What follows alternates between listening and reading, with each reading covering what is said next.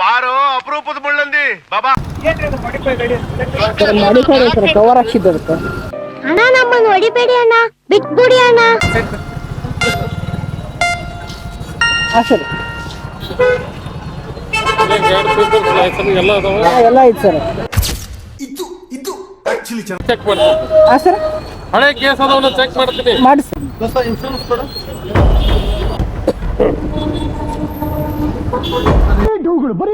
ದೇವ್ರು ನಿನ್ಗೆ ಒಳ್ಳೇದು ಮಾಡ್ತದ. ಹಾಂ ಸರ್, ಹಾಂ ಸರ್, ನಿನ್ ಜನ್ಮಕ್ಕೆ ಹೋಗು. ಮೂರೇ ಸರ್.